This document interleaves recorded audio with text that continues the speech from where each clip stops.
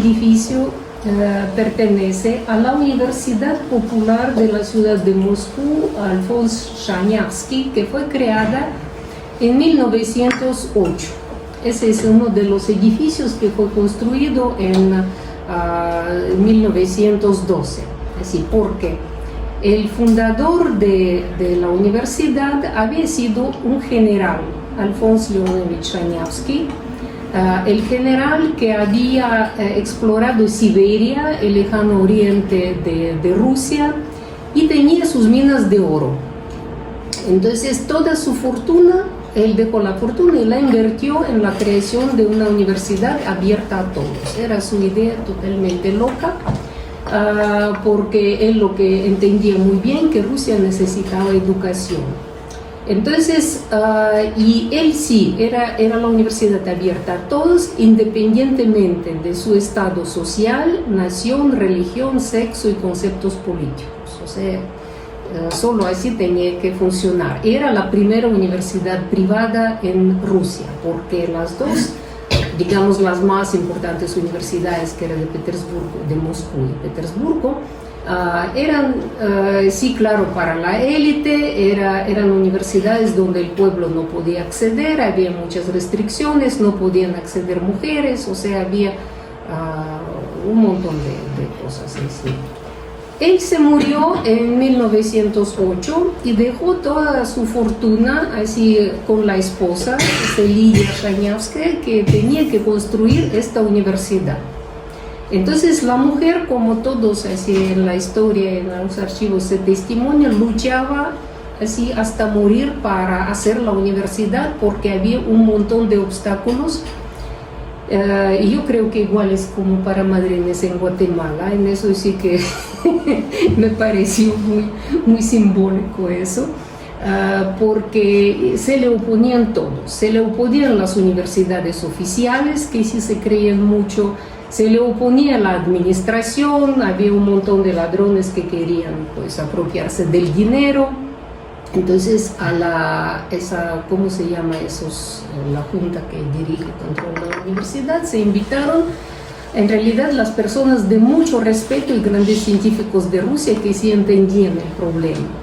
Entonces, en esa universidad podían ingresar cualquiera que quería estudiar. Para ingresar lo único que se pedía era la identificación, nada más, sin ningún otro certificado de estudios. O sea, la persona ella misma decía a qué nivel está y qué es lo que quiere estudiar. Ahora vamos a ver qué se le ofrecía.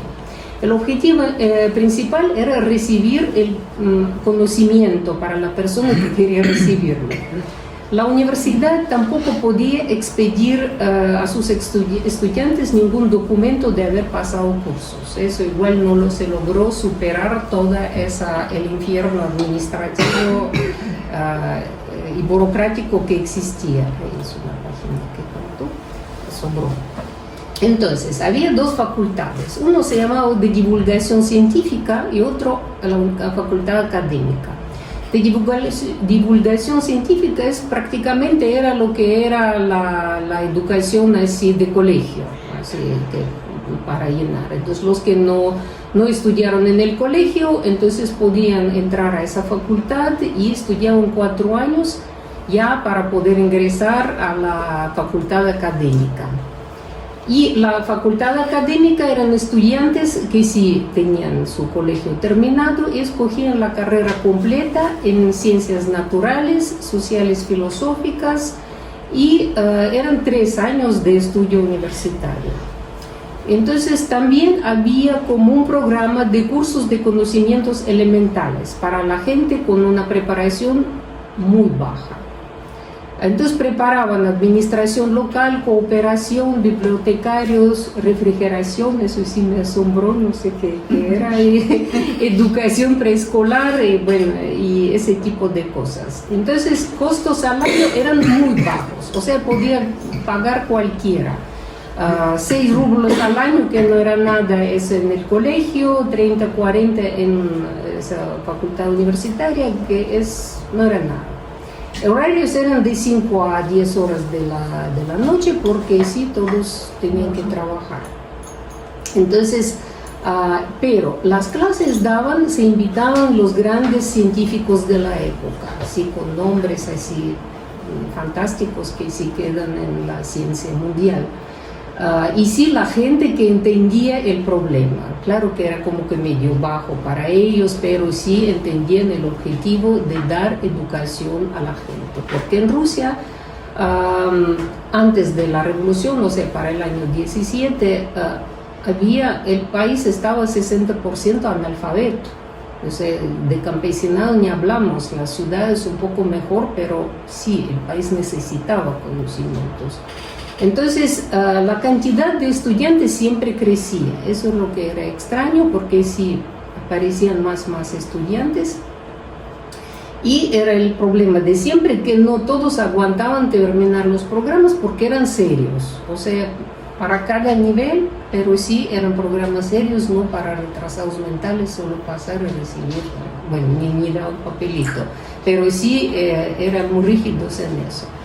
Por ejemplo, en esta universidad, 14, 15 años, 14 es la Primera Guerra Mundial, que Rusia participaba en esa guerra, entonces laboratorios de preparación de medicamentos que estaban en esa universidad, o sea, el trabajo era en serio. Aquí, por ejemplo, la foto de 1912, eso, creo que no había puesto,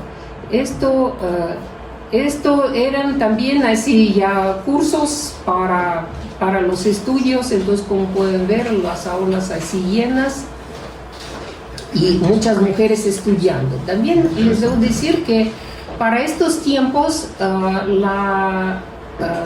esa María Skłodowska-Curie, que Curie es por el esposo, Skłodowska porque ella era de nación polaca, pero sí Polonia entraba en aquel tiempo en el Imperio Ruso. Entonces los grandes descubrimientos ella hizo siendo rusa y recibió premio Nobel. Entonces sí, era una cosa evidente que las mujeres tenían que estudiar y esa universidad daba esa oportunidad.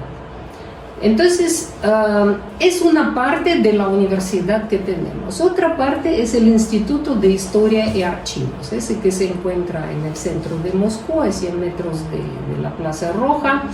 Entonces, sí, y la otra, se me olvidó decir que con la revolución, entonces la transformaron en la escuela que se llamaba la Escuela del Partido Comunista.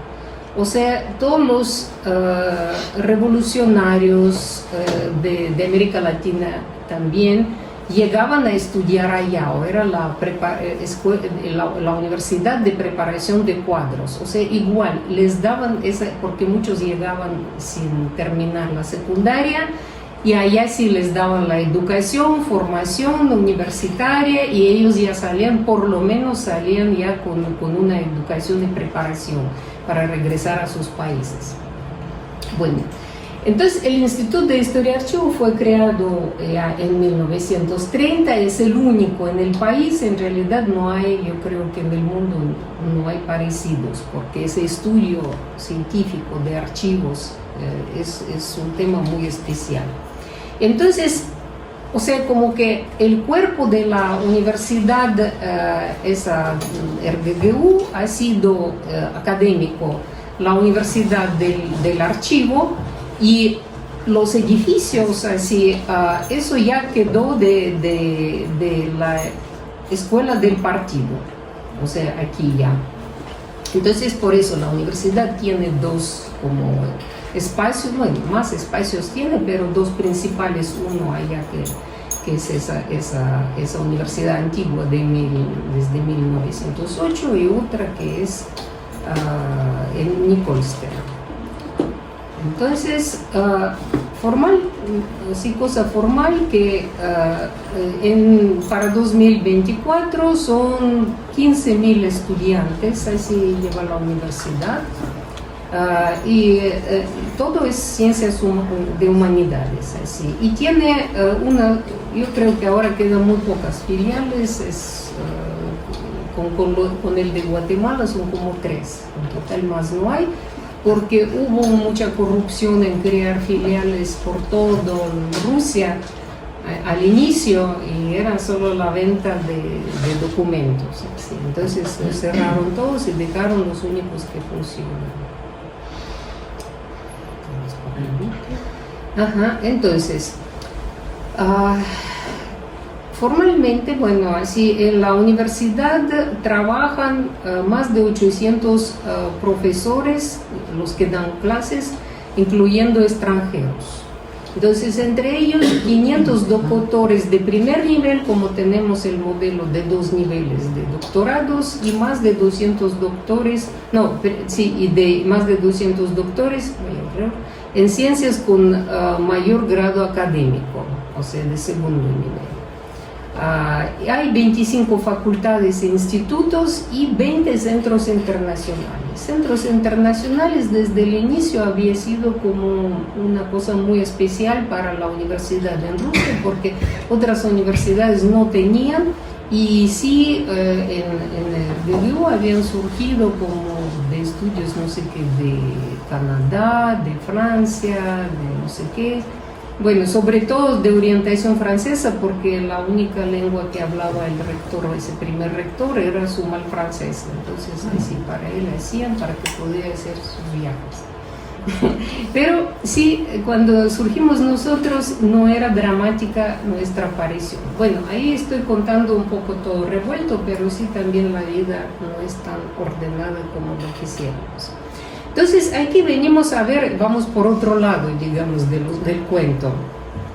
En 1990, Knorozov llega por primera vez, sale para América Latina y llega a Guatemala, donde así lo recibe Vinicio Cerezo, se le da una medalla de Quetzal, que nadie sabe dónde quedaron los papeles de eso. Bueno, total que estuvo, sí, la gran fiesta. Knorozov estuvo 2 meses en Guatemala y quedó muy animado así para su trabajo y para hacer todo, y queriendo volver siempre a Guatemala más. Entonces, después de eso,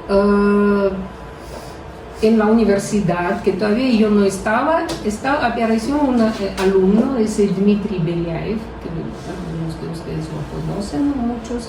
Todavía es joven, por eso no se reconoce, está flaco.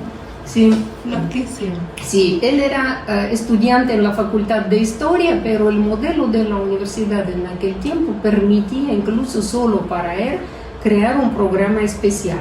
Así, el programa de Mesoamérica, porque él quería estudiar Mesoamérica, no había ni un solo profesor, no había nadie, y él estaba necio en hacerlo, y entonces me invitaron a mí, porque si no, él formalmente ni siquiera podía dar sus exámenes ni hacer su tesis. Entonces, yo entré a la universidad, y todavía cuando Dmitry sí lo mandamos con el premio del presidente a Yucatán, a la UADY, para que él estudiara un año. También una historia re chistosa, y en ese tiempo igual habíamos llegado con Knorozov allá a Yucatán, entonces así que ya como que se inició algo, así una comunidad ya que pasa por los territorios mexicanos. Nosotros, después de todo y con mi aparición, entonces nos dieron un espacio, estas ventanitas que ahí están marcadas, ahí estaba nuestro pequeñita oficina, donde nos metimos todos, llevamos libros, llevamos todo lo que se podía llevar, pero ya teníamos nuestro lugar en esta vida. La calle no estaba tan bonita en aquel entonces, pero no importa. Ahí de todos modos estábamos en ese espacio, porque los tiempos eran duros y era así muy bien tenerlo. Ahí sí metimos los libros, y lo que fue también como un inicio, la Embajada de México en Rusia había entregado, bueno, llegó un embajador medio loco, como eso siempre pasa, que entonces la embajada tenía buena biblioteca, él empezó a hacerse de la biblioteca. Y entonces así nos dijeron, y venimos de inmediato y nos llevamos 600 tomos sobre la historia y cultura de México. Gracias. Toda la biblioteca de... Sí. Entonces, sí, ya eso fue prácticamente inicio de nuestra biblioteca, así, en el centro. Claro que también ya empezaron a llegar libros, los investigadores entregaban también sus libros. O sea, la vida seguía ya en el centro, sí estábamos todos juntitos, apretados, pero estábamos bien alegres. Entonces, y en 1999 se muere Knorozov, porque el centro fue creado en 1998. Todavía Knorozov estaba vivo y lo habíamos declarado como presidente así, del centro, pero él ya se va, y entonces allá cuando se muere el Knorozov y nosotros así ya lo enterramos, así fue triste. Eso sí fue un poco después, porque 5 años después que ya ponemos ese monumento, ya gracias al apoyo del presidente del Senado de Rusia, que dio su dinero propio, nosotros no teníamos nada, nos sacó en cash, así, en una caja de papel de Xerox, así. Entonces ahí sí pudimos hacer el monumento, y digamos, la inauguración oficial del monumento ya estaba representando de la ciudad de Petersburgo, ya estaba el alcalde, y ya había, bueno, ese mismo jefe presidente del Senado. O sea, ya se volvió la cosa solemne, y hasta ese cementerio hasta asfaltaron el camino que él no tenía. Entonces así, ya como decían después, que la tumba de Knorozov nos dio vida al cementerio. Entonces, porque sí, siempre tratábamos de tener contactos. O sea, objetivos iniciales del centro eran, en lo que sí se entendía, desarrollo de los trabajos de Knorozov, así, creación de la biblioteca que esté dedicada a la historia y cultura de América Latina. Porque en los años 90, antes, digamos, en tiempos soviéticos, había estudios americanos en el Instituto de Antropología. Había Instituto de América Latina que tenía su departamento de cultura. Había el Instituto de la Historia del Arte que estudiaba América Latina. O sea, había varias, arqueología también, varias instituciones que se dedicaban a esos estudios. Con la caída de la Unión Soviética, así se paró todo, no había dinero, cerraban programas que supuestamente no servían a nadie de nada, y a nosotros nos decían, ¿y de qué les sirve así los mayas? Así, porque el país se está yendo al infierno, y no es para estudiar a los mayas. Entonces, sin embargo, la universidad sí hizo esfuerzo con todos los problemas que había. Yo creo que más que les pareció re chistoso todo eso, y nos tenían. Entonces, era la conservación de la escuela científica de Yuri Knorozov. Es yo ahora que soy muy inteligente lo entiendo. En aquel tiempo así como que ni lo entendíamos, era una cuestión que venía desde adentro, porque ¿qué vamos a hacer? Así, y preparación de especialistas en Mesoamérica, epigrafía maya, lectura de los textos mayas. O sea, teníamos muy como definidos los objetivos, pero sobre todo cuando nos pedían qué quieren hacer. Entonces, como era el Instituto del Archivo en su cuerpo, la palabra clave es trabajo de archivo y del patrimonio así, de Knorozov. Entonces, eso sí como que hacía clic en la cabeza de la gente, entonces ya está bien, decían. Pero en realidad lo que teníamos que hacer al inicio, bueno, sí seguimos los trabajos, pero lo que teníamos que hacer sobre todo unos eventos culturales que hagan conocer al centro, porque no había internet, era muy primitivo en aquel tiempo, no había redes sociales, entonces sí había que hacerse conocer, y organizamos digamos, la inauguración, invitamos a las embajadas, o sea, todos los latinoamericanistas que estaban todavía vivos en aquel tiempo. Ahí lo que teníamos, sacábamos para hacer bailes, cualquier porquería, así que nadie sabía ni qué es de los indígenas, pero está bien, así los chicos bailaban. No, sí, para eso invitamos a un guatemalteco que les enseñó a bailar de la Universidad de Amistad del Pueblo, ¿cierto? No era tan todo inventado. Les enseñó el son. Sí, les enseñó que se bailaron cosas y sí, la música, digo, todo. Entonces sí estaba. Y también lo que hacíamos es una tradición que todavía seguimos, hacemos el día del sacerdote, porque en ruso la palabra sacerdote corresponde con la palabra artar.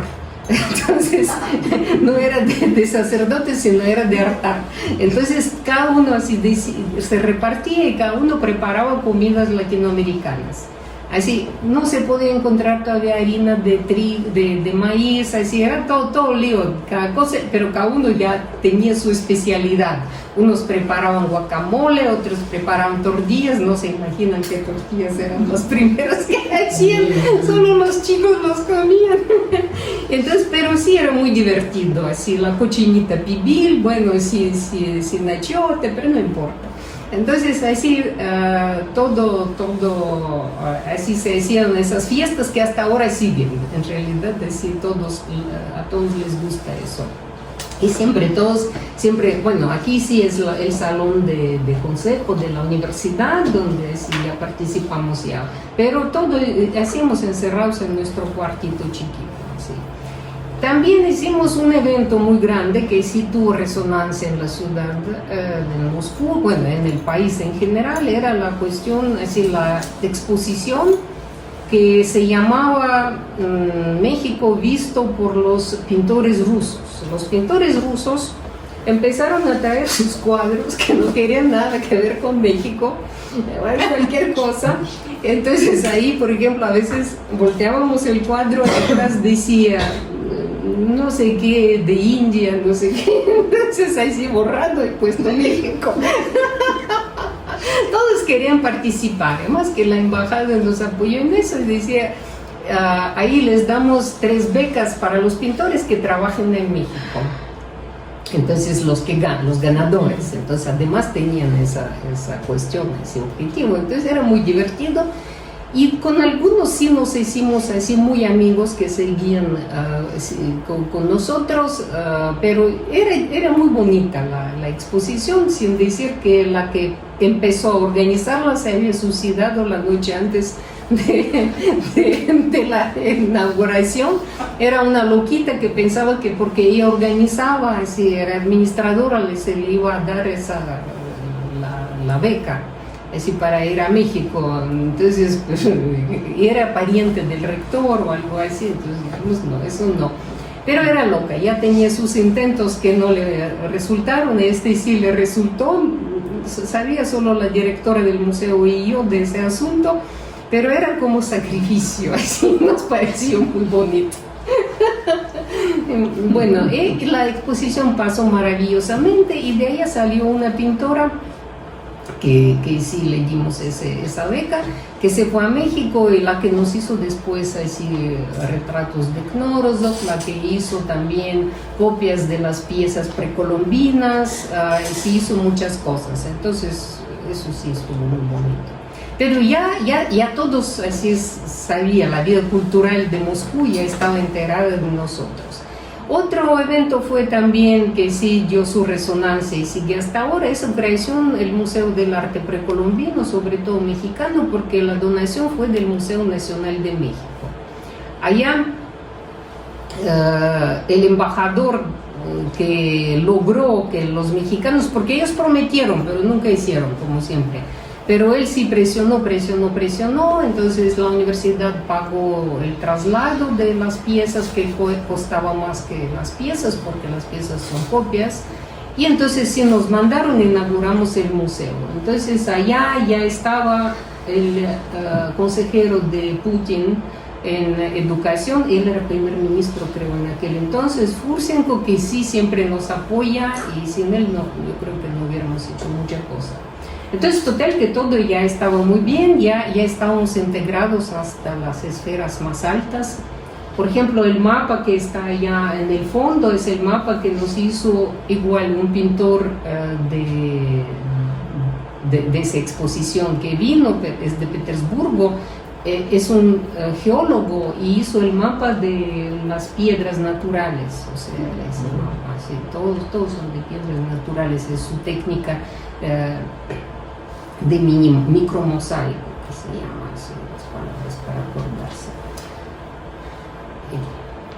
Bueno, en 2001 igual, con la beca de la Embajada de México, nos fuimos con la Universidad de Quintana Roo para nuestro primer proyecto en México. Eso sí fue muy bonito porque ya empezamos con ese punto que teníamos en objetivos de registro de las inscripciones, o sea, lo que después así Dmitry lo llamó Atlas Epigráfico. Eso nosotros empezamos siguiendo el concepto de Knorozov, o sea, registrando inscripciones de Quintana Roo, pero claro, con técnicas todavía de fotografía medio muy malas, todo lo que se podía, pero sí, trabajamos, estuvo muy bonito. Y ahí nos metimos en muchos proyectos. Por ejemplo, en Tijosuco, en Yucatán, está el cráneo, ahí está el cráneo sí, de Bernardino ¿quién? Me equivoqué, sí. Entonces, y porque a él le metieron un machetazo, el cráneo estaba metido allá en el museo y después los indígenas pidieron que se les devolviera el cráneo y lo pusieron allá. Pues según la lógica así de los indígenas es normal, porque sí es el cráneo, sí representa al abuelito, ahí está presente, ¿sí? Entonces ahí sí que ahí estaba. Entonces a mí se me ocurrió, como en Rusia existía, el primero es el mejor laboratorio que reconstruye los retratos por los cráneos, porque ahora sí hasta en computadora eso se hace, pero el inicio fue allá de Gerásimo, el laboratorio. Entonces yo hablé con ellos y quedaron de acuerdo si les llevo la copia del cráneo, entonces ellos hacen la reconstrucción. Entonces ahí sí yo encontré a un escultor en Cancún, él me sacó la copia del cráneo, después allá Elina de Mexicano se puso histérica, cómo era posible que dejaron que sacara la copia, en yeso. Y yo con ese cráneo andaba abrazada por el mundo llevándolo a Moscú. Entonces, sí. Y después sí, se hizo la reconstrucción y la llevamos de regreso ya a la reconstrucción. Y entonces ahí en el museo hasta ahora ellos tienen el cráneo y la reconstrucción. Y es un objeto sagrado allá. Y estuvo muy bien que lo hicimos, porque eso de verdad es mucho mejor ver la persona, no su cráneo, creo. Entonces, otro proyecto también al inicio, cuando todavía no había internet, hicimos un curso sobre la historia y cultura de México por internet para todo Moscú, era abierto, así venía cualquiera, no cobrábamos nada, era siempre en la noche por los horarios, y los mejores profesores mexicanos que leían sus cursos, uno de historia del arte, otro de no sé qué mayas, de todas las otras. Entonces sí, también tuvo mucho éxito ese curso, aunque sí, lo que nos costó hacer todos esos arreglos ahora suena chistoso con toda la comunicación que tenemos, pero allá sí era muy dramático. Otro brinco que hacemos en el tiempo, eso es 2007, cuando en Guatemala fue seleccionado el lugar para Juegos Olímpicos, que era Sochi. Y sí ganó Rusia, vino Putin, y a mí me mandaron a prepararle la parte cultural, y entonces así ya él me invitó para agradecer. Y eso sí también como que nos dio mucho apoyo, como ustedes pueden imaginar, porque así con la foto con Putin, así ya nadie protestaba nada, en la universidad ya era el apoyo absoluto, o sea, era una cuestión. Es decir, es que la cosa es que para hacer algo hay que hacer de todo, en realidad. Uno no puede estar esperando que todos reconozcan tu gran inteligencia y te lleven todo. Hay que hacer esfuerzo para que sea conocido y de verdad sirva de algo. Y para Rusia sí se entendió que sirven esos estudios, que solo nosotros quedábamos como especialistas en el tema. Y otro, ya que nos invitaron a organizar el Museo de la Historia del Cacao y Chocolate, que se llama Mishka, así que esposo quiere decir en ruso. Y ahí sí fue la gran amistad, porque el museo, aquí está la señora, que es mamá del director ejecutivo de los chocolateros esos unidos de Rusia, la gran empresa. Así, y ella es la directora del museo, y entonces ella ahí llegaba también a México, a Guatemala, compraban cosas, y entonces nosotros les armamos la parte esa, la que tiene que ver con Mesoamérica, con los mayas. Y con ellos quedamos, perdón, regreso a ella, con ellos quedamos que nos hacíamos un libro sobre la historia del cacao, ese que aquí apareció bonito. Ellos lo editaron más humildemente, pero sin embargo nos pagaron por el libro $10,000. Así, y era el pago porque nosotros ya andábamos con el sueño de hacer nuestros centros en México en aquel tiempo. Entonces, la gente de Xcaret, los dueños nos invitaban, pero como son, sí, siempre esperaban así, algo material, y nosotros tampoco podíamos entrar solo así. Entonces sí nos dieron esos $10,000 para que pudiéramos iniciar, y con ese dinero nosotros realmente iniciamos el centro en Xcaret. Bueno, en eso, mientras tanto, nos ofrecieron ya en la universidad espacios en el campus principal, que no es ya un cuartito chiquitito, que el cuartito era como la mitad de así, donde estábamos así, haciendo toda nuestra vida.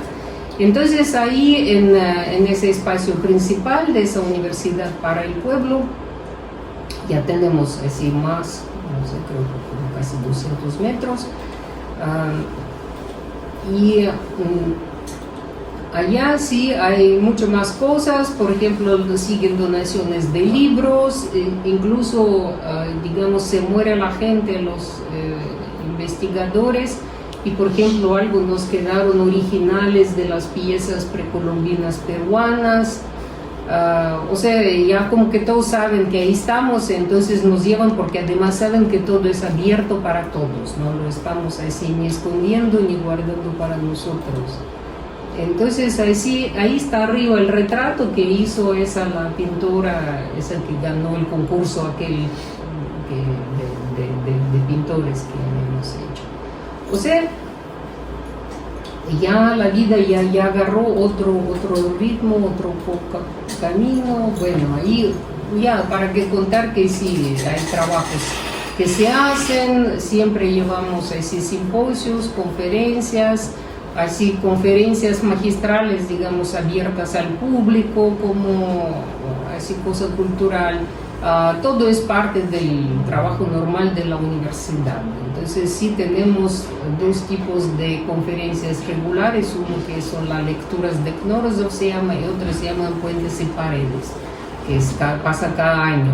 Entonces ya todos conocen y ya seguimos con esas cosas. O sea, en el ambiente académico ya todos saben. Entonces ahí sí, los estudiantes, aquí hicimos una de nuestras fotos así, de casi todos presentes. Bueno, claro, estudiantes cambian así, pero algunos sí se quedan, entonces estamos en esas como todos. Bueno, entonces allá regresando un poco, 2011 inauguramos el centro en Xcaret. Entonces igual llegó el ministro de Educación que ahora es consejero de Putin. Entonces así la inauguración fue solemne, nos construyeron en Xcaret esta casita en el territorio del parque, y adentro nosotros estábamos metidos igual que los jaguares, tacuacines, así, monos, para decir aquí están los arqueólogos rusos auténticos. Entonces sí, todavía nos querían amarrar que estuviéramos allá de 9 a 6, así con cadena al escritorio. Yo no sé cómo, ese paso ha sido repetido, perdón, del héroe de las castas.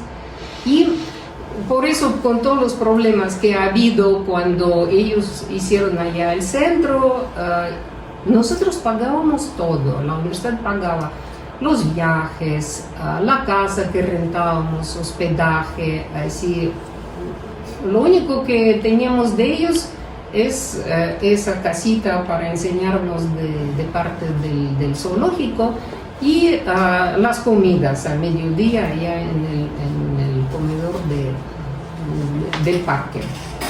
Entonces cuando ahí ya iban a pasar 3 años, 2 años pasaron y aguantaron.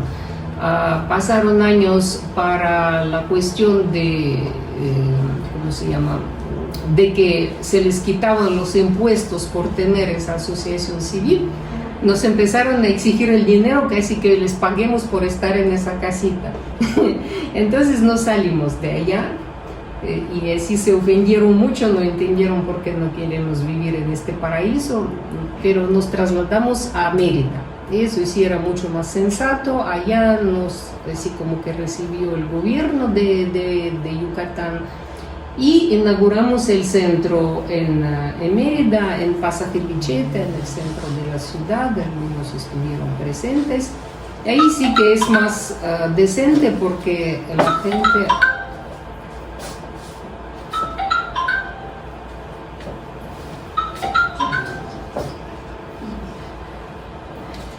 Porque la gente sí ya se entiende, es el ambiente académico. Entonces allá sí ya nos integramos en la vida académica de Mérida, que era normal. Entonces en esos eventos que ellos tenían cada año, Filey, o sea, como un congreso muy grande, y entonces así ya después ya aparecieron así la medalla Yuri Knorozov que ellos daban, eran los mejores tiempos tal vez de allá de Yucatán. Hasta allá dieron esa medalla, la primera, la Rigoberta Menchú, así anda cobrando su cosecha todo el tiempo. Bueno, entonces pero en realidad esa fiesta se acabó y nosotros ya en la universidad se tomó la decisión de seguir con la medalla,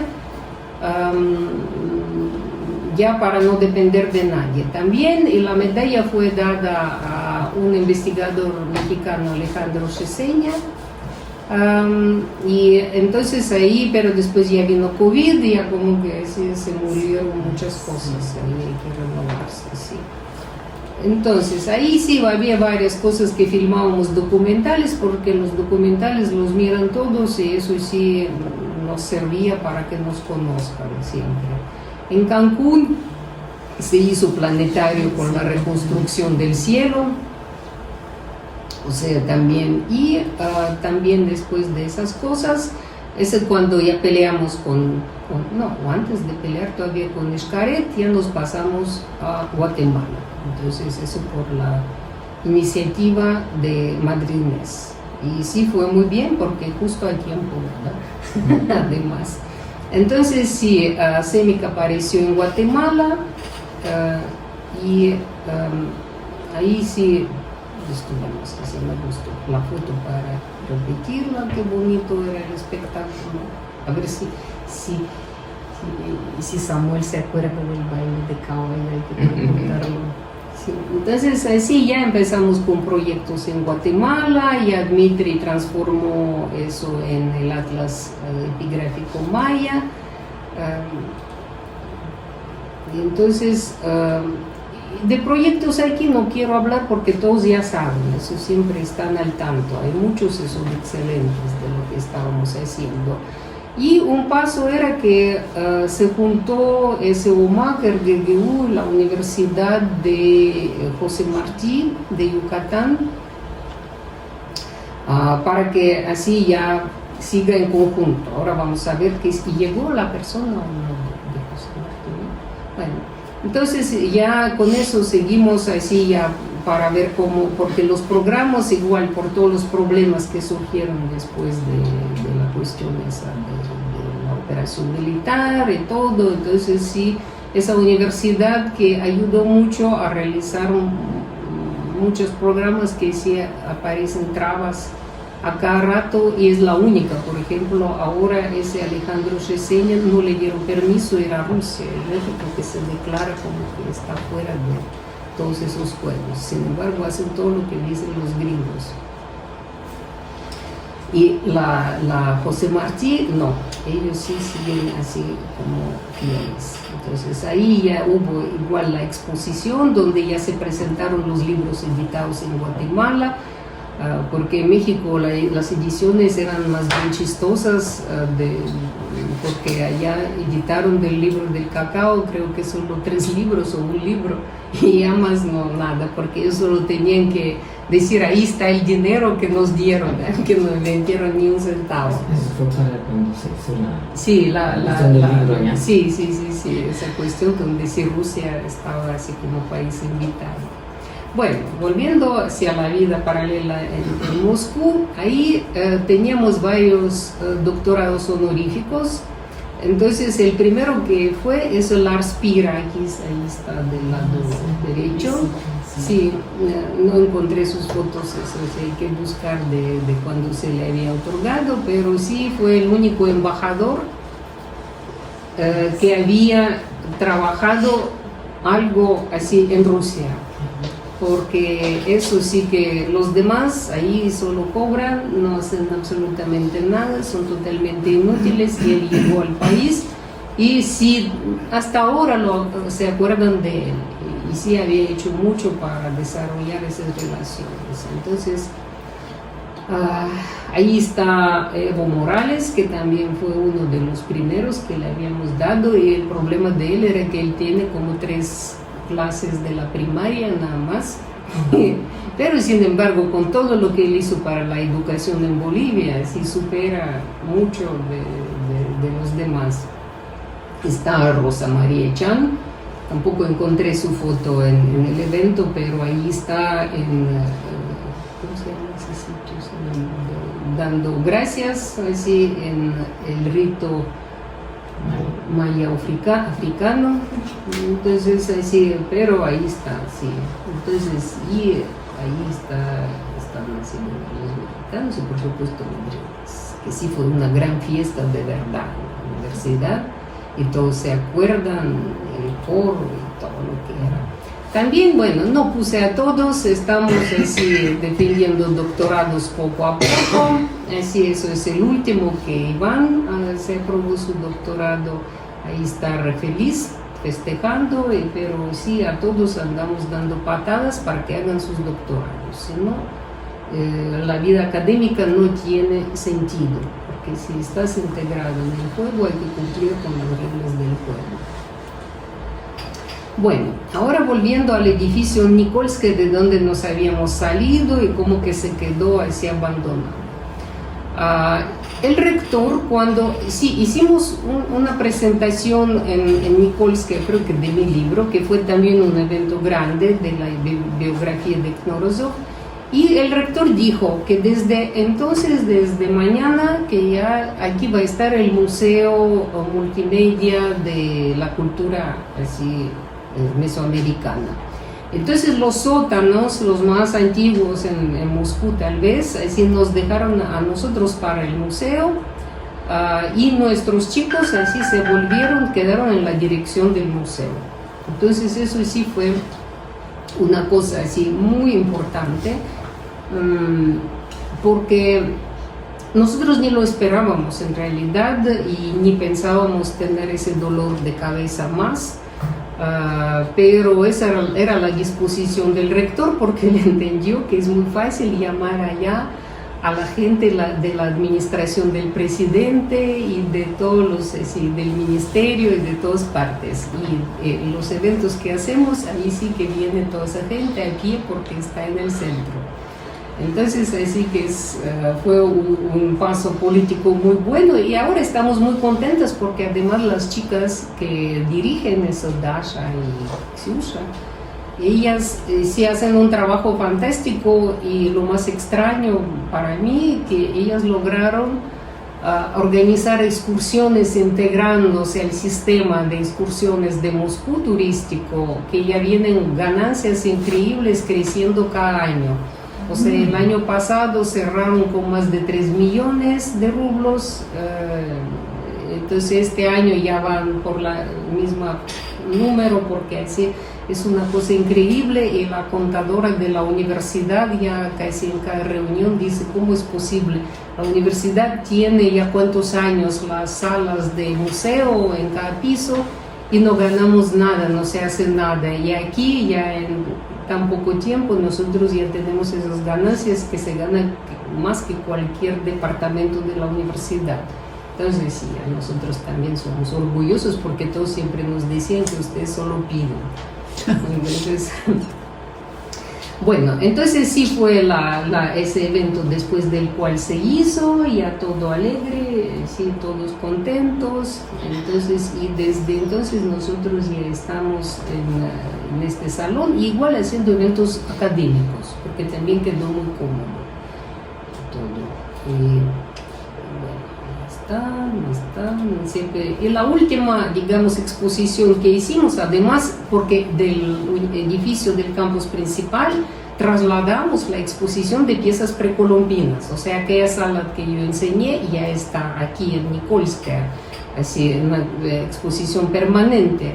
Y hay otra sala dos salas donde se hacen exposiciones temporales. Entonces la última fue esa de las golondrinas, del proyecto de las golondrinas, para el cual ya igual imprimimos el libro en ruso, ese de las golondrinas, y también fue así, llegó mucha gente, fue éxito, y todavía sigue porque sigue llegando gente.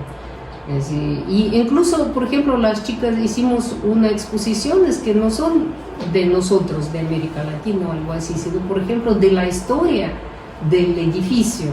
Entonces, y porque este edificio, estos sótanos, era el primer lugar el lugar donde se imprimieron los primeros libros en Rusia. O sea, no es tampoco cualquier cosa para guardar papas. Entonces, y allá se hizo la exposición de los inicios de la impresión, y los pasaron a esa casita preciosa que hay allá, donde estaba puesto la máquina de imprimir y todo. Entonces ahí está permanentemente esa exposición, y la gente que viene ahí pusieron unas cosas de hierro como clavos con los cuales se escribía en la corteza del árbol, y ahí los tenemos, y la gente puede también escribir con corteza de árbol. Y aquí tenemos uno donde cada uno puede poner su mano o dibujar su mano. Entonces así siempre hacemos alguna cosa que la gente pruebe cómo es eso, vivir en la antigüedad. Bueno, también estamos editando, la universidad edita mucho, entonces tenemos edición de libros, por supuesto, y también de edición, por ejemplo, esos que están del lado izquierdo, puse solo 3, pero ya vienen 8, eso cada año, después de la conferencia, se imprimen las ponencias, o sea, como artículos. O sea, es también una inversión grande, que siempre hace la universidad, pero no tanto porque ahora, por ejemplo, ellos ganan. Por ejemplo, el libro de la biografía de Knorozov resulta el más vendido por la universidad, y también así lleva dinero para la universidad, y la universidad hace poco se acordó que también hay que pagar algo a mí. Creo que me asombró mucho.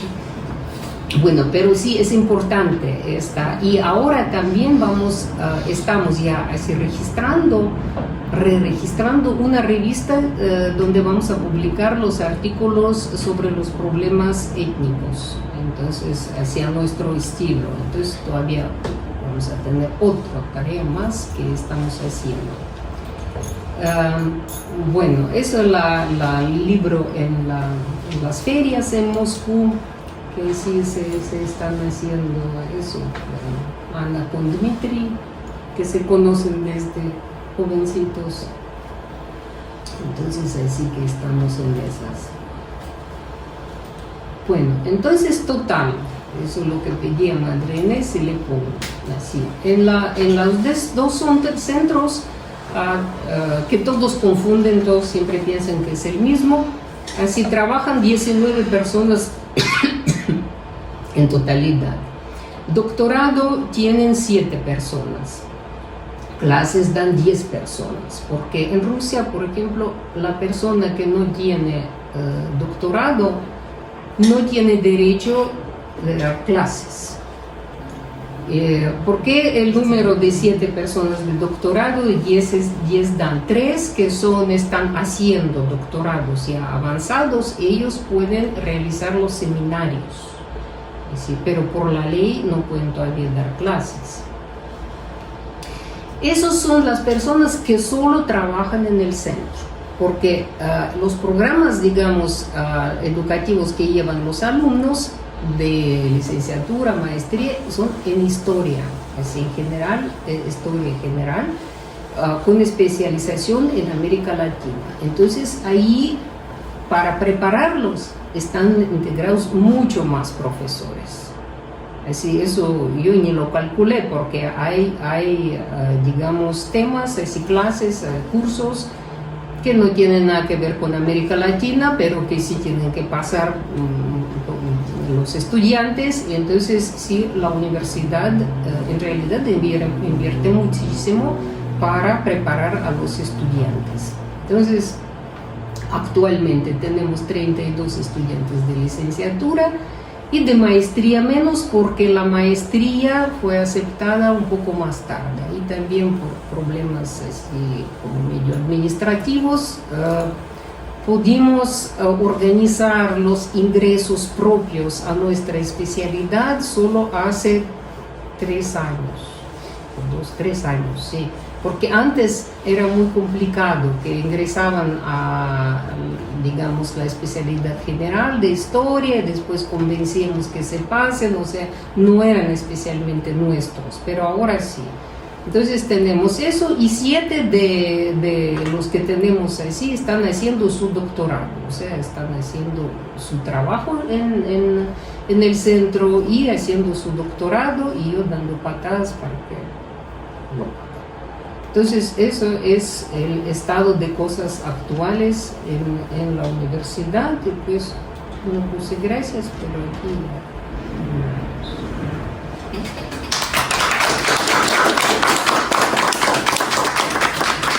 si hay algunas preguntas o algo. No, sí, ahí puse eso donde están todos puestos, pero donde estaba el padre loco aquel. Ah, en Antigua, es yo ni tengo esas fotos. ¿Ya puedo sentarme aquí? Sí, voy a... Sí, no tengo esas fotos.